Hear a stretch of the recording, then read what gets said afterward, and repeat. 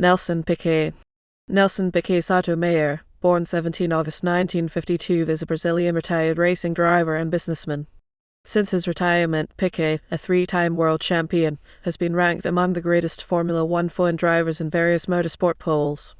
Piquet had a brief career in tennis before losing interest in the sport and subsequently took up karting and hid his identity to prevent his father discovering his hobby. He became the Brazilian national karting champion in 1971-72 and won the Formula Vee championship in 1976. With advice from Emerson Fittipaldi, Piquet went to Europe to further success by taking the record number of wins in Formula 3 in 1978, beating Jackie Stewart's all-time record. In the same year, he made his Formula One debut with the Ensign team and drove for McLaren and Brabham. In 1979, Piquet moved to the Brabham team and finished the runner-up in 1980 before winning the championship in 1981. Piquet in 1982 was hampered by severe engine unreliability, but he saw a resurgence for 1983 in his second world championship. For 1984-85, Piquet had once again lost chances to win the championship, but managed to score 3 wins during that period.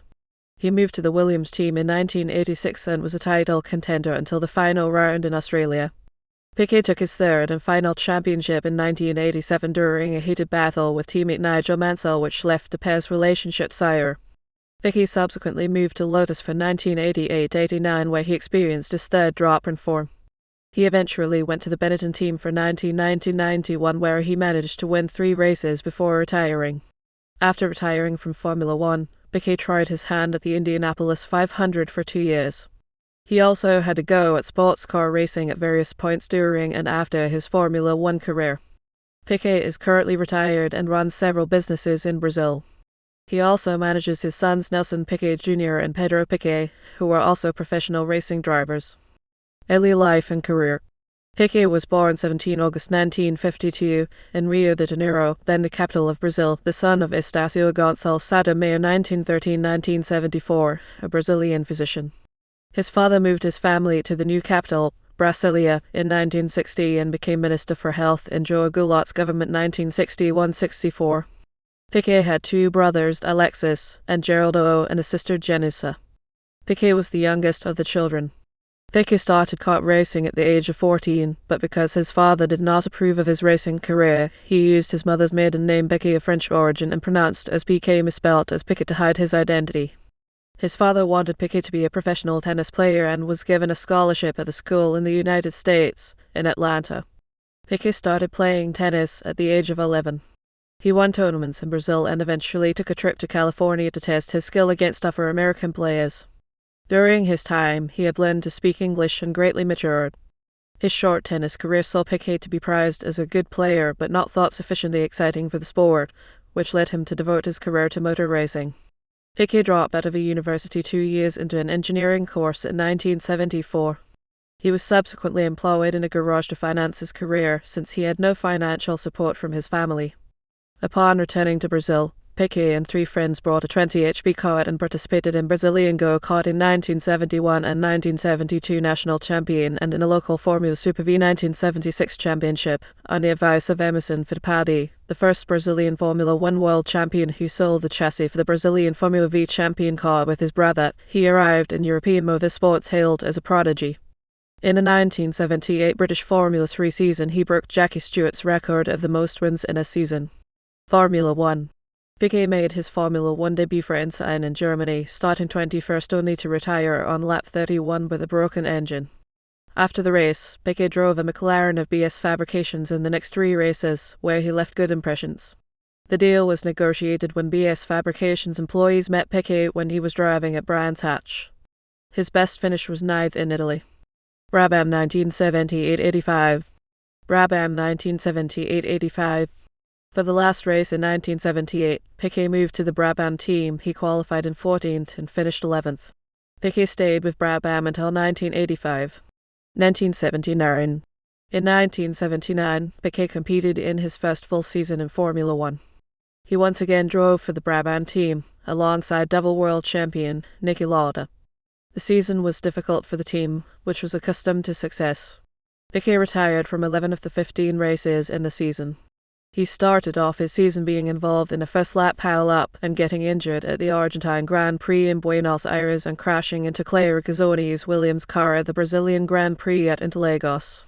The first points of his career came at the Dutch Grand Prix, where he finished fourth. He had a huge accident at the Italian Grand Prix. The rear section of his BT48 was completely ripped off at Monza's Cover corner. After another incident with Regazzoni, Piquet walked away uninjured. But even though he crashed a few times driving a semi-competitive car that had an unreliable engine, Piquet qualified in the top 5 several times, often at qualifying Lauda. 2 weeks after the Italian round, Lauda abruptly quit driving before the start of the Canadian Grand Prix, leaving Piquet as the number 1 driver for Brabham, and leaving him and new recruit Riccardo Zunino to debut the new BT49, which had a Ford Cos with the FV engine. Brabham ditched the Alfa Romeo V12s in protest to Alfa Romeo entering as a full works team.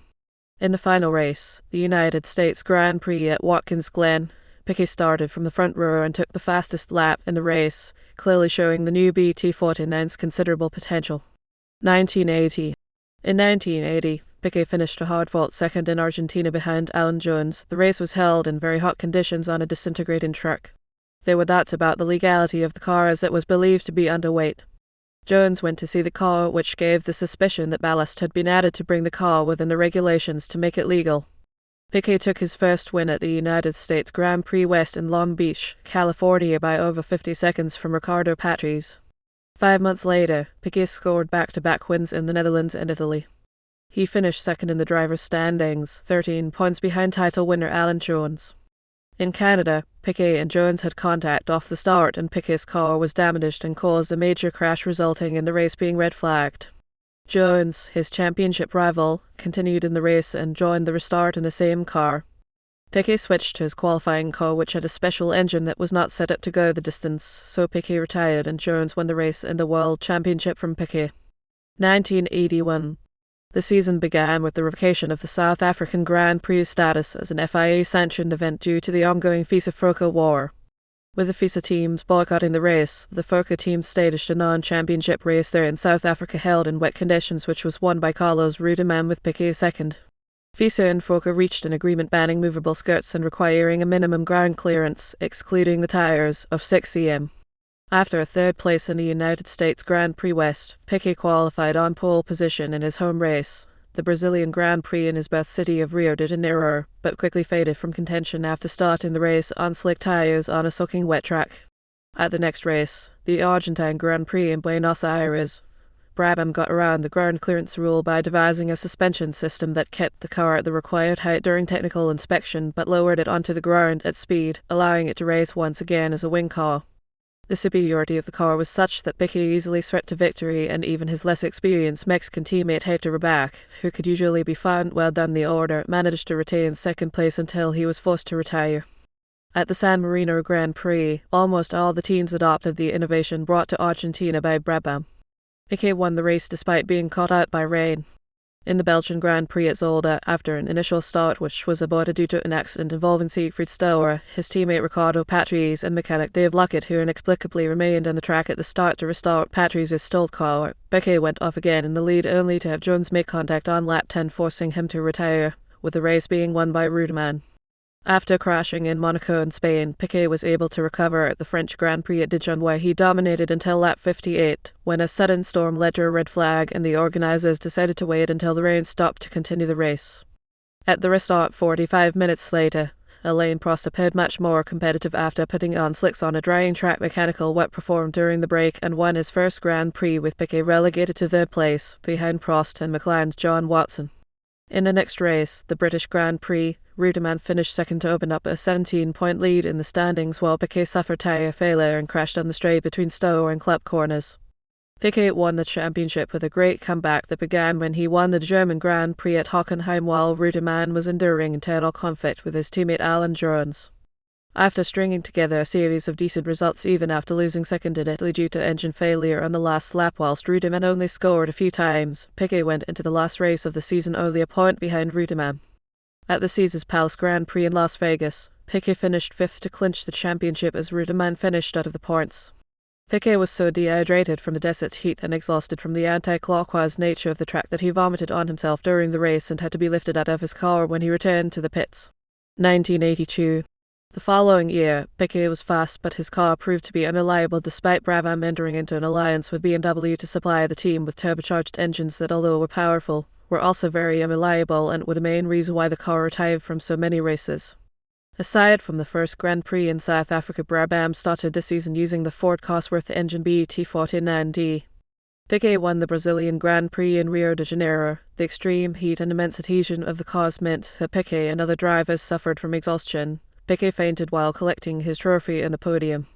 Piquet was later disqualified for his car being underweight from a protest from Renault and Ferrari. Piquet did not drive the BMW engine BT50 until Belgium, and the low point of the season was Detroit, where he failed to qualify due to an engine failure in qualifying. The ruling of Piquet's disqualification led to a political attack on the lowering of the minimum weight against Ferrari and Renault, who used turbo engines. Ferrari's changes to the rear wing at the United States Grand Prix West and the disqualification of Gilles Villeneuve after the race caused the Fokker teams to boycott the San Marino Grand Prix. His only win was in the Canadian Grand Prix, which was also BMW's first win in Formula One. In Germany, Piquet arrived to help Didier Paini after he suffered a career-ending high-speed crash during practice. In the race, Piquet was leading until he collided with Eliseo Salazar, whom he physically attacked at the side of the track on live television. 1983. Piquet won the opening race in Brazil in the arrow-shaped BT52 and followed this up with a retirement in the United States West Grand Prix. He scored a second place in France and took another second at Monaco, also taking the fastest lap. He was 14 points behind Alain Prost with 3 races left in the season, but took back-to-back victories at Monza and Brands Hatch to close to within 2 points.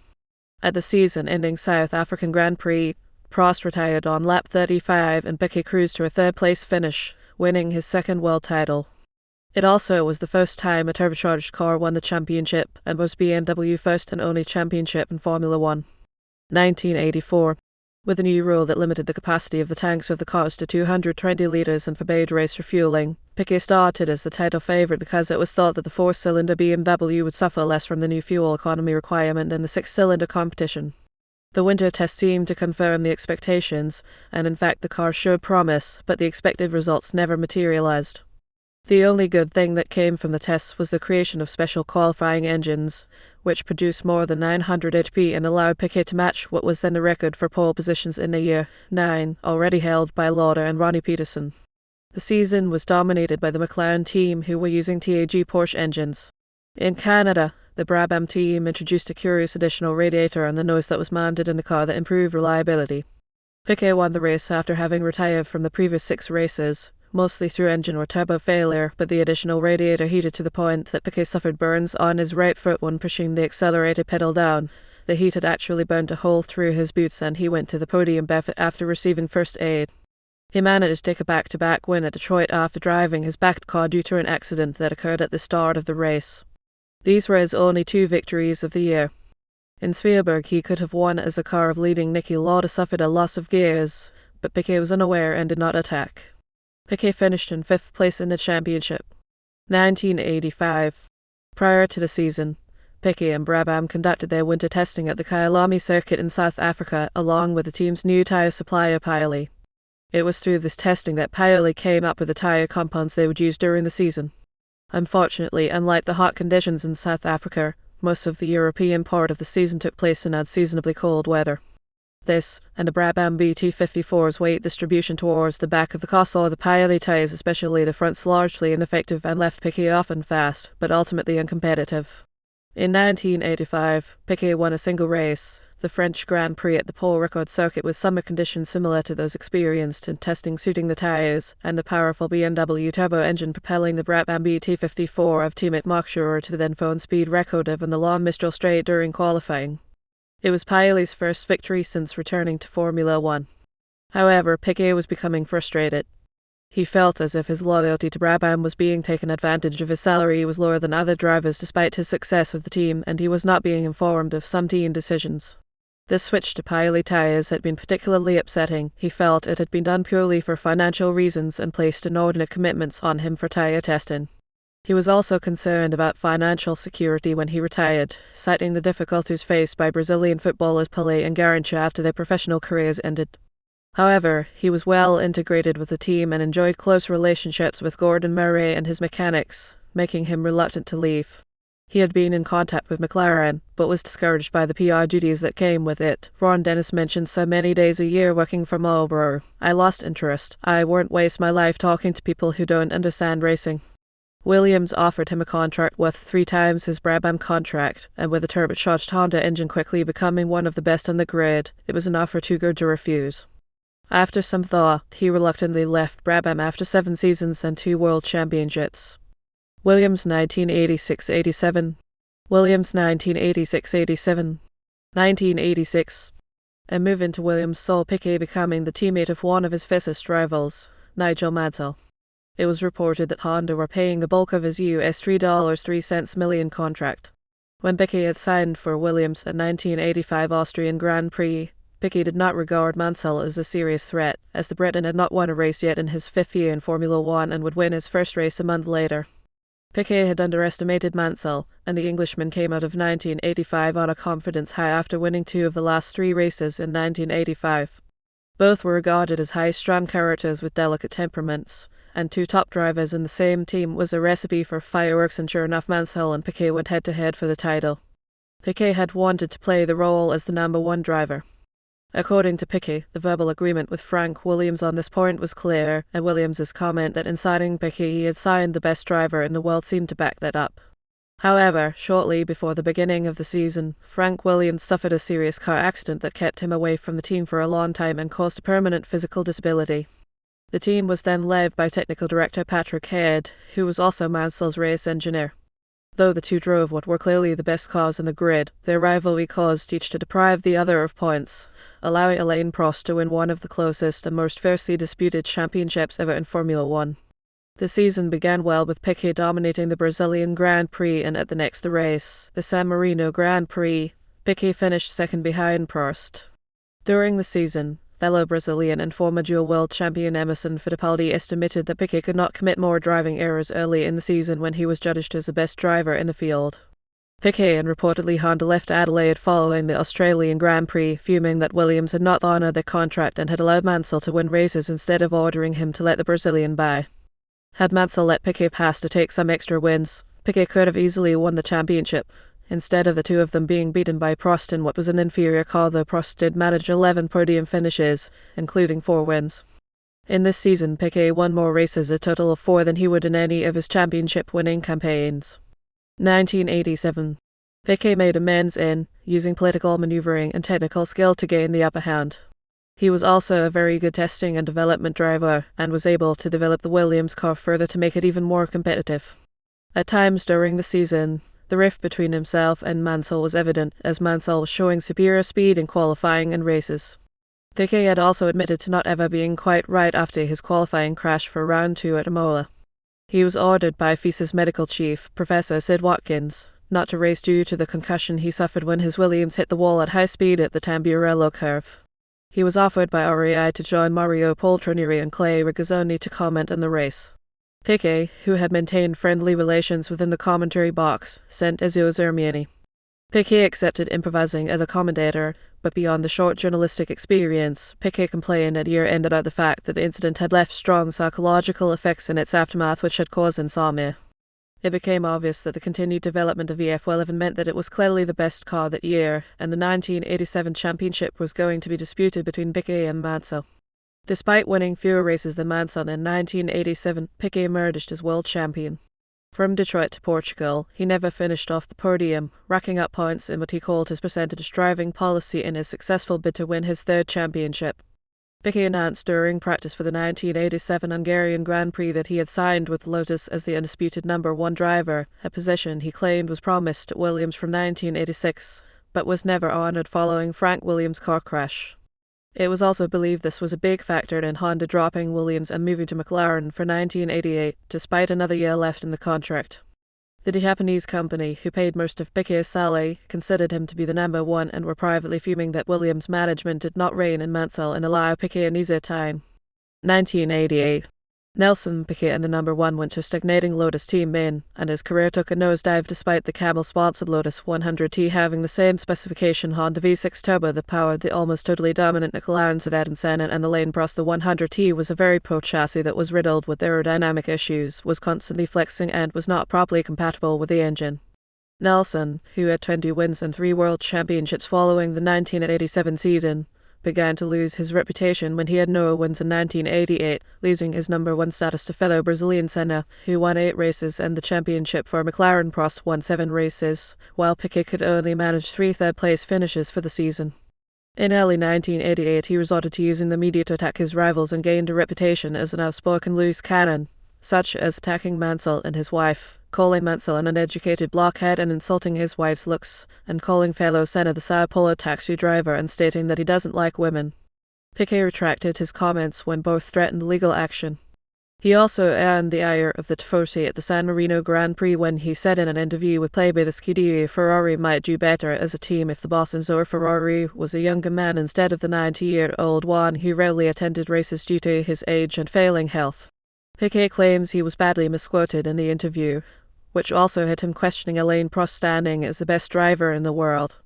On the official FIA video review of the 1988 season, Piquet left no doubts that the article got it wrong in his comments about Ferrari, saying that at 90, Enzo Ferrari had to be a strong man to run a Formula One team, and that he considered Prost to be the world's best driver. Before the start of the 1988 season, the Rio de Janeiro circuit was renamed in Piquet's honor. 1989. Piquet had a disappointing 1989 season, driving a Judd Fate-powered Lotus which had 125 less HP than the Honda V10s used by McLaren. He did, however, have an excellent considering the Lotus car's limitations 4th place in the British Grand Prix at Silverstone, where he overtook theoretically faster cars and was running 3rd until Nannini overtook him in the last few laps. He and teammate Satoru Nakajima once again had no wins, and they both even failed to qualify for the 1989 Belgian Grand Prix, Piquet's first non-qualification since the 1982 Detroit Grand Prix. On what was his last attempt to qualify at Spa, Piquet lost his chance when he was slowed by rookie Frenchman Olivier Guyot, who had gained a reputation throughout the season as a blocker. Benetton 1990-91. Benetton 1990-91. 1990. When Lotus informed Piquet during 1989 that they would be using the Lamborghini V12 engine he decided to leave the team, claiming that there had not been enough development of the V12 during its debut year with Laras in 1989 and that the team would be uncompetitive using the Italian engine. The late season announcement by Lotus meant that there were almost no seats left with one of the top teams, McLaren, Ferrari and Williams, leaving Piquet with the unenviable possibility of not having a drive for 1990. However, the Benetton team had a seat become available when they decided not to retain fill-in driver Emmanuel Pirro. After 2 lackluster seasons at Lotus, Piquet was forced to sign an incentive-based payment by results deal with Benetton, who had acquired the services of John Barnard for their 1990 car, the Bowen 190, and had exclusive use of the factory Ford Cosworth HB4 V8 engine. This saw Piquet return to something like his former top form in. Despite a handful of lackluster performances and sometimes being outperformed by fast Italian teammate Alessandro Nannini, who was forced into retirement before the Spanish Grand Prix after his right forearm had to be surgically reattached following a helicopter crash, Piquet scored 2 wins in the last 2 races of the season. The first in Japan was somewhat inherited after Senna had taken out Prost's Ferrari at the first turn, and both Gerhard Berger McLaren and Mansell Ferrari retired.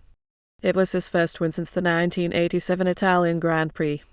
The second was just 2 weeks later at the last race of the season in Australia, where after a great drive, Piquet survived a spirited but fair challenge from the V12 Ferrari of Mansell to win what was the 500th World Championship Formula One Grand Prix.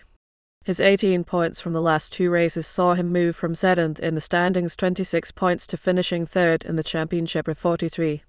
Piquet and Gerhard Berger both scored 43 points. Piquet has scored 44 but was forced to drop 1 point under the best 11 rule of the time, but Piquet's 2 wins, where Berger won none, saw him finish 3rd. 1991. This was followed by the final win of his fun career at Montreal, and again at the expense of longtime rival Mansell, whose Williams Renault stalled past the old pits on the last lap while leading. In late 1991, Piquet's teammate Roberto Morneau was replaced by Michael Schumacher, who remained for the rest of the season. He had talked to the Ligier and Ferrari teams about securing a drive, but Piquet then announced his retirement from Formula One in January 1992 to concentrate on his business activities. Indianapolis 500. Piquet attempted to race in the IndyCar Series and was hired by Team Menard to drive in the 1992 Indianapolis 500. He had taken to the track well, and appeared comfortable driving at high speeds despite never before racing on an oval. During practice, Piquet's car ran over a metallic piece of debris and drove through turn 3 at full speed. When driving through turn 4, Piquet abruptly took his foot off the pedal to enter the pit lane, which resulted in the car spinning and hitting the wall. Piquet suffered serious foot and ankle injuries and was forced to sit out the race. He returned after rehabilitation in 1993 and managed to qualify. He started in 13th position, but finished in 32nd, dropping out with engine problems after only 38 laps. Sports cars. Alongside Formula 1, Piquet took part in the 1000 Nürburgring in 1980 and 1981 driving a BMW Mohn. He won the 1981 race alongside the German Hans-Joachim Stuck. However, the race had to be stopped roughly 2 hours in because of the fatal crash of Herbert Müller after 17 laps of the 14-mile 23 km course. In 1996, Piquet competed in the Le Mans 24 hours driving a McLaren Phone GTR alongside Johnny Cecotto and Danny Sullivan, finishing 8th overall. In the following year, Piquet took part alongside JJ Lehto and Steve Sauber, but the car was retired due to an accident that occurred while Lehto was driving. That same year, in December, he won the Mil Millas Brasilers driving the McLaren Phone GTR with Johnny Cecotto and Steve Sauber. On 20 January 2006, Nelson Piquet won the 50th edition of the Mil Millas Brasileiros Brazilian 1000 miles at the Interlagos circuit. He drove an Aston Martin DB09 alongside his son, Nelson Ho, and drivers Christophe Boucher and Helio Castroneves. At the end of the race, an exhausted Piquet was quoted saying to a friend he would never sit in a cockpit again. Driver management.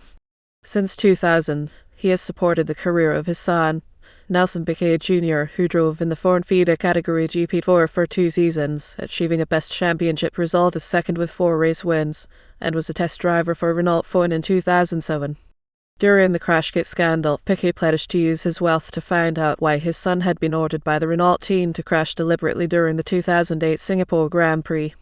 He and his son were eventually paid a 6-figure sum for costs and libel damages. Helmet. Piquet's helmet is white and red with a thick line resembling the seam on a tennis ball, possibly due to his father wanting him to be a tennis player, and teardrop-shaped filling in the round areas on the sides and top. The seam and teardrops were usually red or orange with black trim, but some parts were yellow during his Lotus years due to the Camel sponsorship, and reverted to a deep red when he left Lotus for Benetton. His sons Nelson Jr. and Pedro followed his helmet design. Business ventures. Upon leaving Motorsport, he founded Autotrack in 1994, a company that provides mobile data messaging and tracking of customers' trucks by satellite GPS tracking. This business concluded quite successfully as a pioneer because the freight transportation of Brazil depended on trucks. Piquet founded a racing team, Piquet Sports, in 2000. The purpose was to help the participation of Nelson Piquet Jr. in Formula 3 Sudamericana. It was founded 8 months before Nelson Jr. turned 16. Piquet runs some other businesses based in Brasilia. Personal life. Known as a practical joker, Piquet lived a stereotypically playboy racing driver lifestyle, earning and losing and earning again a series of small fortunes in his business dealings. He remains a competitive driver in sports car racing, albeit more for fun than with serious intent. Never a fan of street circuit save for Adelaide in Australia, he was critical of the Monaco Grand Prix by famously stating Monaco was like riding a bicycle around your living room, but that a window was worth 2 anywhere else. Piquet's first marriage lasted 1 year, during which a son born in 1977. His second produced 3 children, including Nelson and Gilo Piquet and Kelly Piquet. He also has another son from a previous relationship. He has 2 children with his current wife, including Pedro Estacio Piquet. On 31 July 2007, Piquet, after repeated speeding and parking offences, was stripped of his civilian driving licence and ordered by the Brazilian courts to attend a week of lessons in order to learn good and safe driving conduct and to then pass an exam. His wife Vivian received the same sentence. "I think we have to pay for our mistakes," Piquet told Brazilian media. "It's not just a speeding problem. I got tickets for all kinds of reasons, like parking where I shouldn't." He was inducted into the International Motorsports Hall of Fame in 2002. Racing circuits in Rio de Janeiro, formerly the Jack Epigar circuit, and in Brasilia have been named Autodromo International Nelson Piquet, though the Rio circuit has since been demolished to make way for venues to be used in the 2016 Summer Olympics, with Rio de Janeiro the host city. Since his retirement, Piquet has been ranked among the greatest Formula 1 drivers. He was ranked 13th by Autosport in 2009, and 16th by BBC Sport in 2012. In a 2012 interview on Brazilian TV with himself and former Williams teammate Nigel Mansell, Piquet revealed that he had never been right after his accident at Imola in 1987.